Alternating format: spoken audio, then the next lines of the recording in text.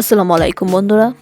তো নতুন একটা নাটক নিয়ে চলে আসলাম। নাটকটার নাম হলো বিয়ের প্যারা। বিয়ের প্যারা নাটকটিতে দেখা যায় ছেলেটা বিয়ে করতে চায় না, কিন্তু জোর করে বিয়ে করার পরে কিন্তু সে কিন্তু সংসার করতে চাইছিল না। তার বউ, তার মা, তার বাবা অনেক চেষ্টা করেছে, কিন্তু তাকে সংসারের দিকে কোনো মনোযোগ নিয়ে আসতে পারেনি বন্ধুরা। তার শ্বশুর শাশুড়িও চেয়েছে, এবং কি সে ভিক্ষাতে পর্যন্ত নেমে গিয়েছিল, আবার গান বাজনা করতে চেয়েছিল। মানে সে সংসারের প্রতি কোনো মনোযোগই তার ছিল না।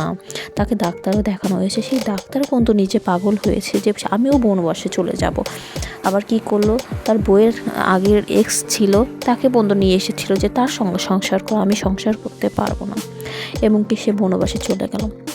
চলে যাওয়ার কিছুদিন পরে অনেক বুঝানোর পর তাকে পুলিশ, সাংবাদিক এসবের সাহায্যে তাকে বোঝালো।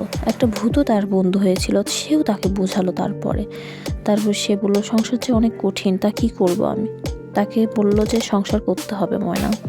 তো বন্ধুরা, নাটকটি ভালো লাগলে আর ভিডিওটি ভালো লাগলে অবশ্যই চ্যানেলটি সাবস্ক্রাইব করে পাশে থাকবেন, লাইক কমেন্ট শেয়ার করবেন। কেমন লাগলো তা অবশ্যই কমেন্ট